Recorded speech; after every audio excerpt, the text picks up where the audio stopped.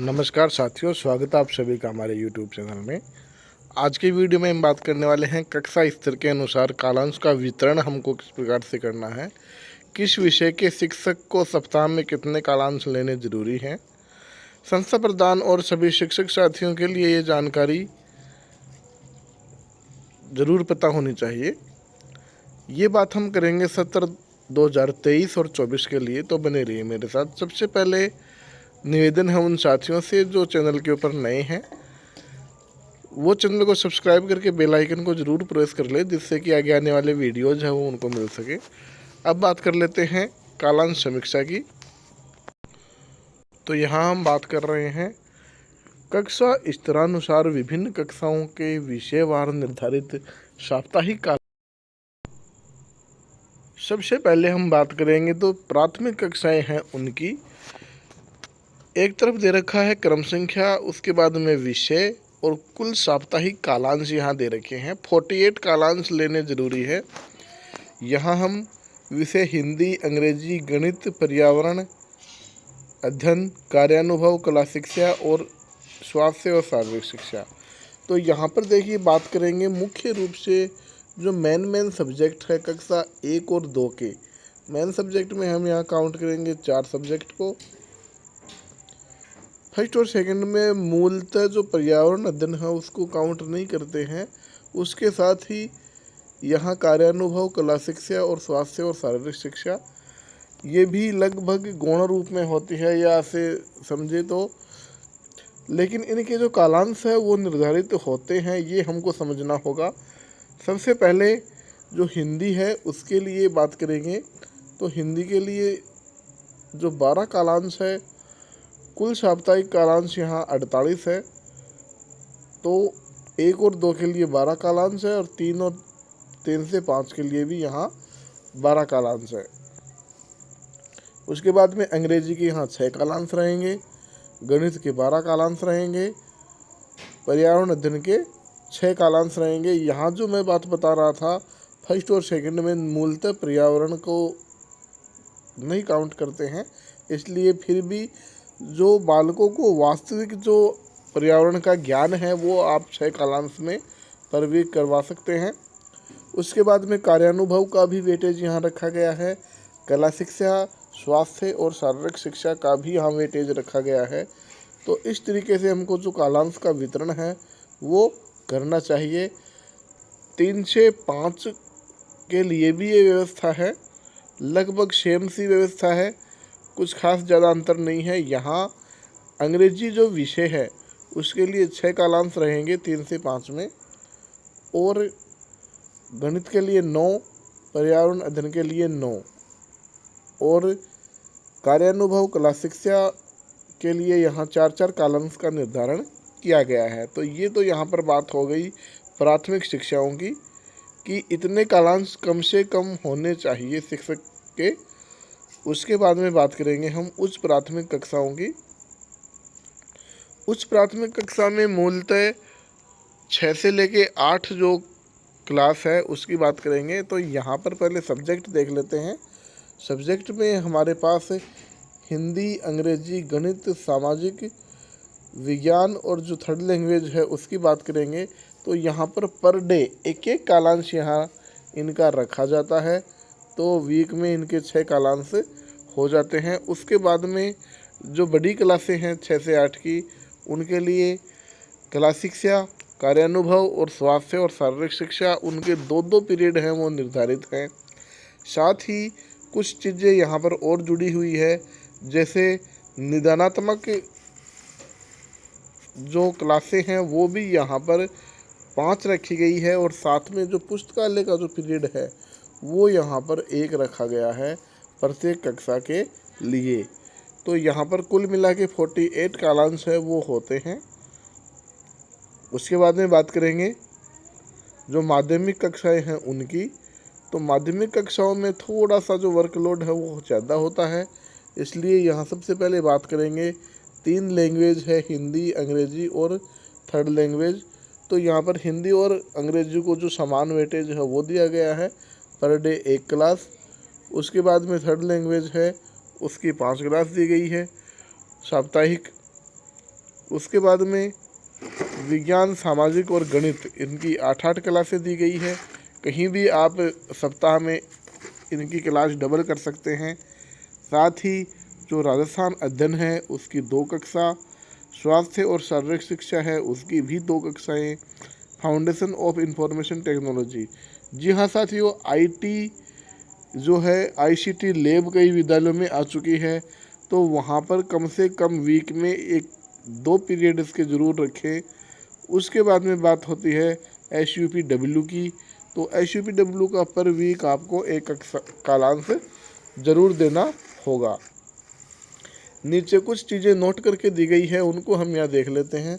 तो सबसे पहले बात करेंगे ऐसे विद्यालय जहाँ पर कंप्यूटर लैब की सुविधा नहीं है, वहाँ के संस्था प्रदान पाठ्यक्रम और शाला की स्थानीय आवश्यकता के हिसाब से फाउंडेशन ऑफ इंफॉर्मेशन टेक्नोलॉजी के लिए निर्धारित कालांशों का जो समायोजन है वो अन्य विषयों के लिए कर सकते हैं। यदि आईसीटी लैब नहीं है तो उनको हम दूसरे कालांश में समायोजित कर लेंगे। यदि आईसीटी लैब है तो हमको अलग से पीरियड उनको देना होगा। उसके बाद में बात करते हैं खेल प्रवृत्तियाँ शून्य कालांश में भी संचालित की जा सकती हैं। उसके बाद में नैतिक शिक्षा, प्रार्थना सभा, उत्सव एवं सभी विषयों में जो शिक्षण है वो समाहित होता है। पुस्तकालय में पुस्तकों का आदान प्रदान शून्य कालांश जैसे मध्यांतर आदि में भी किया जा सकता है। व्यावसायिक शिक्षा का अध्यापन हेतु जो चयनित विद्यालय के अतिरिक्त विषय के रूप में यहाँ करवाया जाएगा, जिसके लिए विद्यालय के समय विभाग चक्र में प्रति 6 कालांश अतिरिक्त से रखने की जो व्यवस्था है वो की जानी चाहिए। तो ये कुछ चीज़ें नोट करके दी गई है, तो आप इनका भी ध्यान में रखेंगे। उसके बाद में बात करते हैं उच्च माध्यमिक कक्षाओं का। तो यहाँ पर उच्च माध्यमिक कक्षाएं मूलतः कक्षा 11 और 12। तो सबसे पहले बात करते हैं जो लैंग्वेज होती है हमारी हिंदी और इंग्लिश, उनका प्रत्येक दिन एक एक पीरियड यहाँ आएगा। तो जो वीकली है वो 6 पीरियड होंगे। राजस्थान अध्ययन, इसके 3-3 पीरियड रखे गए हैं। जीवन कौशल का जो सब्जेक्ट है वो यहाँ 11th में ही रखा गया है। उसके बाद में जो ऑप्शनल सब्जेक्ट हैं, ऑप्शनल सब्जेक्ट में जो संकाय जिस विद्यालय में संचालित है उसके हिसाब से ही यहाँ पर प्रथम, द्वितीय और तृतीय जो ऑप्शनल सब्जेक्ट है उसका यहाँ कम से कम सप्ताह में 10 पीरियड यहाँ देना आवश्यक है। और कक्षा 12 में ये वेटेज थोड़ा और भी ज़्यादा हो जाता है, 11 पीरियड यहाँ लेना ज़रूरी है।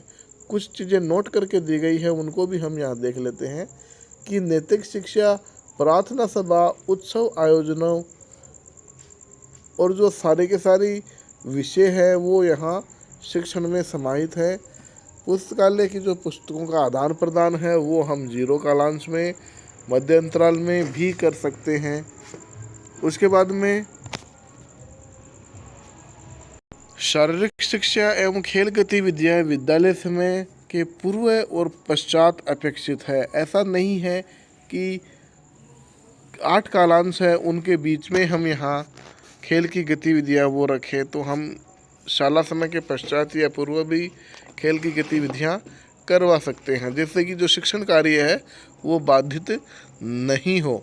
उसके बाद में कक्षा 11 उत्तीर्ण नियमित विद्यार्थियों को ग्रीष्मावकाश के दौरान विद्यालय में आयोजित 15 दिवसीय समाज सेवा शिविर, यहाँ पर एक चीज़ नोट करने की है, जो SUPW का कैंप है वो यहाँ ग्रीष्मावकाश में नॉर्मली लगता है, तो इसमें भाग लेना अनिवार्य है। शिविर की ग्रेडिंग का जो अंकन है कक्षा 12 की जो अंक तालिका है उसमें यहाँ किया जाता है।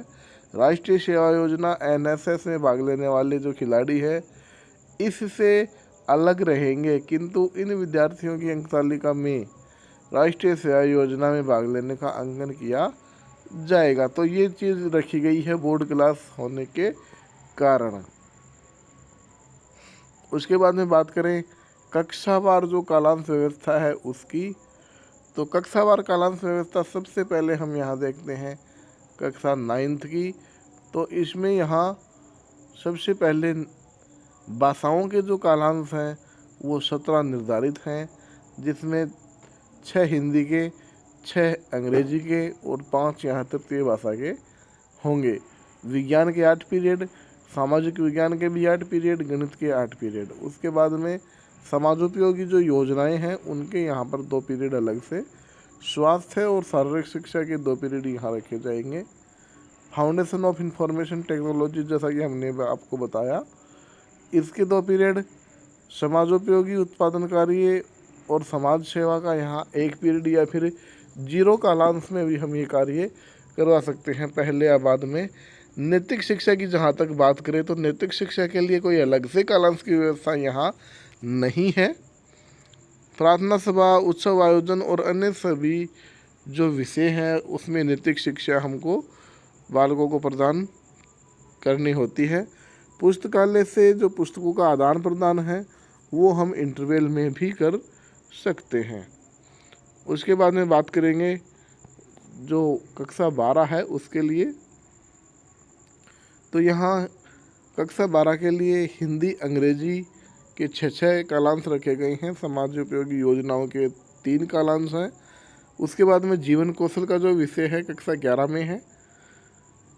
ऑप्शनल के यहाँ 30 पीरियड रखे जाएंगे और कक्षा 12 में 33 रहेंगे। प्रथम, द्वितीय और तृतीय ऑप्शनल के कक्षा 11 में 10 पीरियड और 12 में यहाँ 11 पीरियड लेने होंगे। बाकी जो एज इट इज है वो सारा का सारा यहाँ रहेगा। उसके बाद में बात करते हैं कुछ जहाँ पर कंप्यूटर लैब की व्यवस्था नहीं है, वहाँ के जो संस्था प्रधान है पाठ्यक्रम और शाला की स्थानीय आवश्यकता के हिसाब से कालांशों का वितरण कर सकते हैं, जैसा कि हम पूर्व में भी बता चुके हैं। उसके बाद में कक्षा 11 की बात करते हैं यहाँ, तो उपाध्याय उत्तीर्ण नियमित विद्यार्थियों को ग्रीष्मावकाश के दौरान जो कैंप लगता है उसमें भाग लेना अनिवार्य यहाँ किया जाएगा। कक्षा जिसकी ग्रेडिंग हमको 12वीं क्लास की जो अंक तालिका है उसमें करनी होगी। राष्ट्रीय सेवा योजना NSS में भाग लेने वाले विद्यार्थी इससे अलग रहेंगे और जो विद्यार्थी है उनको यहाँ ग्रेड है वो दी जाएगी। कक्षा 11 में जो लैब के कार्य हैं 7 कालांश और जो थ्योरी के कार्य हैं वो 4 कालांश, जो प्रायोगिक थ्योरी होती है उसकी बात यहाँ है। नैतिक शिक्षा के लिए प्रार्थना सभा, उत्सवों का आयोजन आदि हम करते हैं। बुक्स के लिए 0 कालांश हम दोबारा बता रहे हैं। शारीरिक शिक्षा के लिए जो विद्यालय समय से पूर्व या फिर पश्चात ये कार्य हम करवा सकते हैं। तो साथियों, इस प्रकार से हम जो पीरियड है उसका वितरण कर सकते हैं। इस संबंध में यदि कुछ क्वेरी हो तो आप कमेंट बॉक्स में ज़रूर लिखें, उसका समाधान करने का हम प्रयास करेंगे। जानकारी अच्छी लगी हो तो अपने साथियों के साथ ज़रूर शेयर करें, वीडियो को लाइक कर दें और चैनल को सब्सक्राइब ज़रूर कर लें। मिलते हैं आपसे एक अलग वीडियो के साथ।